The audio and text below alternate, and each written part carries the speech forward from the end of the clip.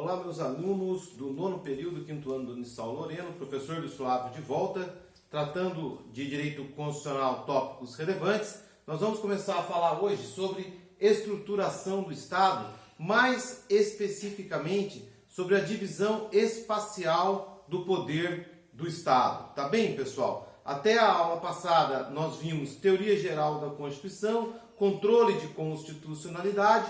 Agora nós começamos a falar da estruturação, da organização do Estado. Nós vimos, vocês vão se lembrar, quando nós falamos de constitucionalismo, que as constituições modernas, elas apresentam duas funções, duas finalidades fundamentais.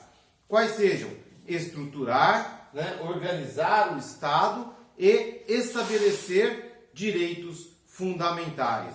Essa é a função principal de toda a Constituição. Óbvio que as Constituições mais recentes, as Constituições já de um período neoconstitucional, têm outras funções também. Mas essas duas funções, estruturar o Estado, constituir, estabelecer o Estado e estabelecer direitos fundamentais, essa é uma característica própria de toda a Constituição moderna, que vem desde a Constituição americana, a Constituição francesa, pós-revolução, até as Constituições do dia de hoje. Então vamos entrar naquele que é um dos temas fundamentais do direito constitucional, que é uma das tarefas fundamentais da Constituição, que é a estruturação do Estado. E falando de estruturação do Estado, pessoal, nós temos que falar de divisão do poder.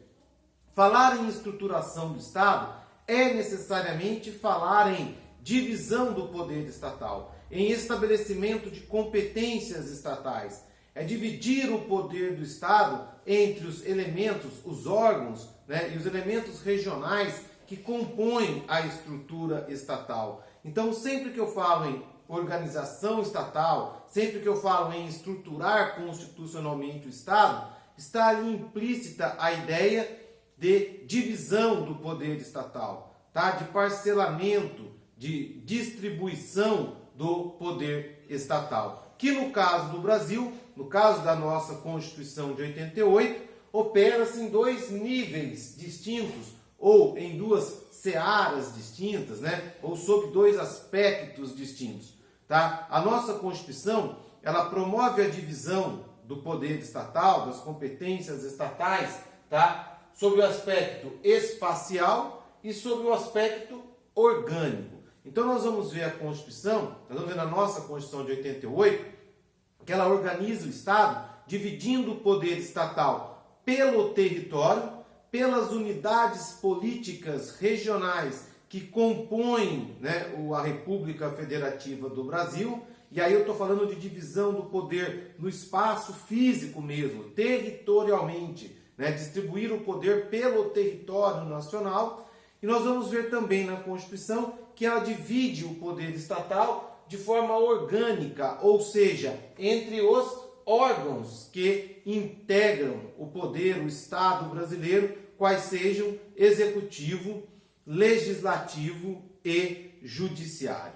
Beleza, pessoal? Então, estruturar o Estado, organizar o Estado, é uma das tarefas fundamentais de toda a Constituição moderna, ao lado do estabelecimento de direitos fundamentais. E na nossa Constituição de 88 não é diferente, sendo que aqui a estruturação do Estado, o que implica necessariamente divisão do poder estatal, opera-se em dois níveis, espacial e orgânico. E a partir de agora, nós começamos a focar justamente na divisão espacial do poder estatal. Beleza, pessoal? Então vamos começar a falar da divisão espacial do poder do Estado, divisão do poder estatal pelo território brasileiro. E isso é fundamental que se faça, pessoal, por conta da forma federativa de Estado adotada pelo Constituinte de 88. Aliás, adotada já pelo Constituinte de 1891, Desde a nossa primeira Constituição republicana, a federação vem se repetindo, como forma de Estado. E se há um Estado federativo, é necessário falar em divisão espacial do poder do Estado. Vamos entender o porquê disso, pessoal? A forma federativa de Estado é aquela que se opõe à chamada forma unitária de Estado. Forma unitária de Estado, turma, é aquela forma de organização estatal onde não há divisão interna do poder político. Falar em Estado unitário é falar de uma forma de Estado que possui apenas uma unidade de tomada de decisão política, uma única unidade de tomada de decisões políticas, um único núcleo de tomada de decisões políticas, de comando político estatal. Isso é um Estado unitário, tá certo, pessoal? Um Estado federativo, por seu turno, ele é aquele que possui mais de uma unidade política, mais de um centro de tomada de decisão política espalhado por seu território.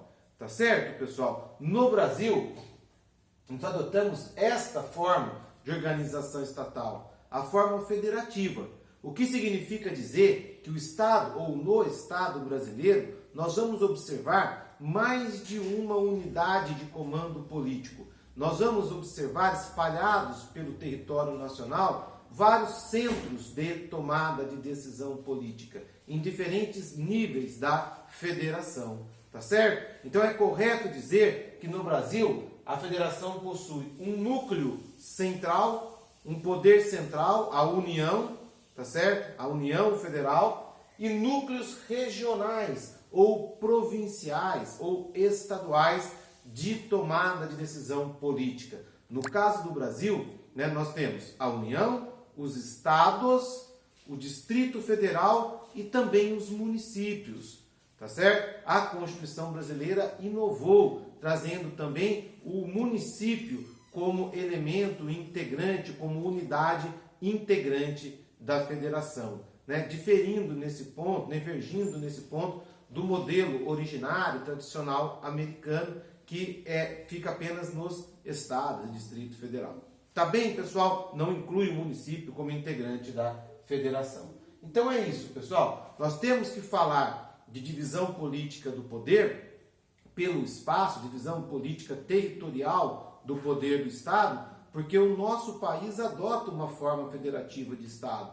E falar em forma federativa de Estado é falar de uma forma de Estado onde o poder se espalha, os centros de tomada de decisões políticas, de comandos políticos, se espalham por unidades regionais por todo o território nacional. Então, se eu tenho várias unidades de tomada de decisão política, União, Estado, Distrito Federal e municípios, é preciso ficar claro o que compete a cada uma dessas unidades de tomada de decisão, sobre o que a União pode decidir, sobre o que compete ao Estado decidir, sobre o que compete ao município ou ao Distrito Federal decidir sobre aspecto político.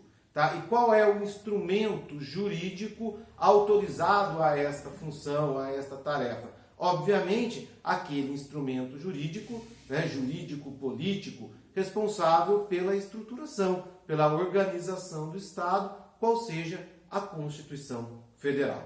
Tá certo, pessoal? Beleza? Então, continuando aqui, nós vimos que é essencial falar em divisão do poder político no espaço, quando se trata de Brasil, por conta da forma federativa de Estado que foi adotada pela nossa Constituição. Tá? Visto isso, pessoal, vamos falar um pouquinho mais das características do Estado federativo ou das características da federação. A principal característica de um Estado federativo, de uma federação, nós já vimos, nós já conhecemos, acabamos de falar, que é justamente a descentralização política ou a repartição constitucional de competências pelo território nacional.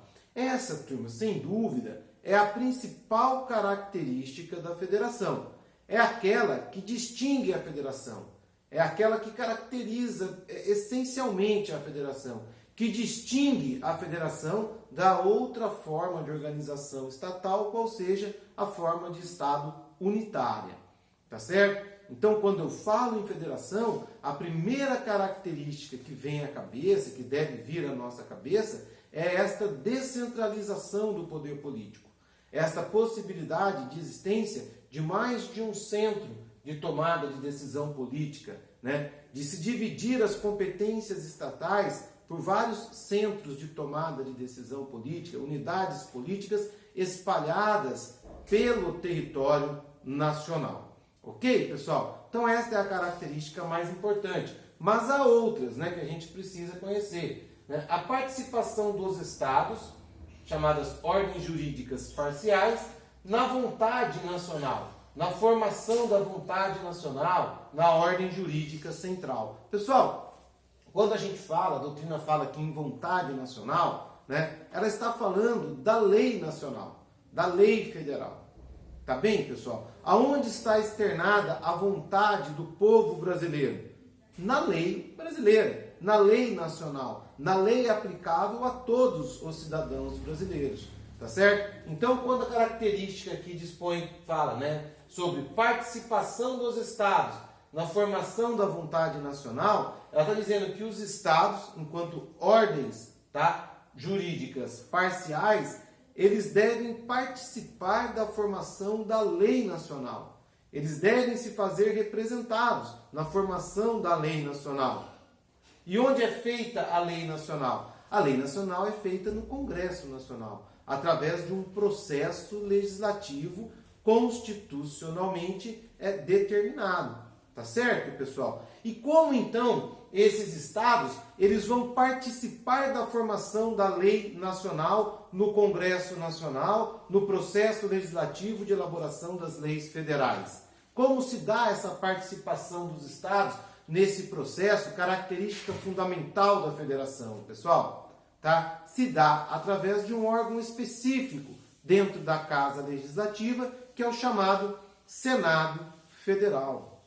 É justamente, pessoal, entendam isso, é justamente por causa desta característica aqui, ó, participação dos estados na vontade nacional, que o sistema, ou melhor, que o poder legislativo no âmbito federal, num estado federativo, ele é bicameral. É por isso, pessoal, que nós temos no poder legislativo federal duas câmaras ou duas casas legislativas, tá certo? A Câmara dos Deputados e o Senado Federal, com funções distintas. Ambas têm a função fundamental de legislar e fiscalizar o Poder Executivo. Mas ao legislar, a representatividade dessas casas é distinta. Quando eu falo em Câmara dos Deputados, eu falo de legisladores representantes da vontade do povo, representantes da vontade popular. Por isso, pessoal, o número de deputados ele é proporcional ao número de habitantes, ao povo de cada estado pelo qual aquele deputado se elege. Porque ele está ali representando a vontade popular, representando o povo. Já o senador é diferente. O senador, ele se faz presente no poder legislativo, no âmbito federal, no processo legislativo federal, como representante não do povo, mas do Estado. Como representante da unidade político-federativa Estado. Tá certo? Por isso, pessoal, o número de senadores é fixo. 3 senadores para cada estado e para o Distrito Federal. Porque eles representam a unidade político-federativa. Tá certo? Não importa quantos habitantes aquele estado possua, ele vai ter 3 senadores. O estado mais populoso, São Paulo, os estados menos populosos, Acre, Amapá, todos são igualmente estados da federação. Portanto, todos têm, no que tange a representação dos estados no Senado, a mesma representatividade, qual seja 3 senadores. Tudo bem, pessoal? Tranquilo? Por isso o número de senador é fixo e o número de deputados ele é variável, ele flutua conforme a população. Tá bem, pessoal? Beleza? Continuando. Característica do Estado Federal. Possibilidade de auto-organização, autoconstituição dos Estados-membros. Isso aqui nós já vimos, né, pessoal? Isso é poder constituinte derivado decorrente. É a possibilidade dos Estados se auto-organizarem através de uma Constituição própria, de uma Constituição estadual. Beleza? Outra característica já conhecida da gente. E olha aqui, pessoal, olha a importância da teoria geral da Constituição. Aquelas aulas chatas, né, do começo, maçantes, lá do começo do direito constitucional. Né? Ah, por que eu estudo isso? Porque isso vai reaparecendo, né, pessoal, ó, ao longo do curso. Isso aqui a gente já tinha estudado, ó, tá? Isso aqui tudo é conhecimento de teoria geral da Constituição, tá certo? Então, característica do Estado Federal, rigidez constitucional, e eu já sei, nós já sabemos o que é uma Constituição rígida, o que é rigidez constitucional. Constituição rígida é aquela cuja alteração se dá através de um processo mais solene, mais formal, mais complexo do que o processo de alteração de uma lei infraconstitucional. Beleza? Então, esta é outra característica do Estado Federal, da Federação.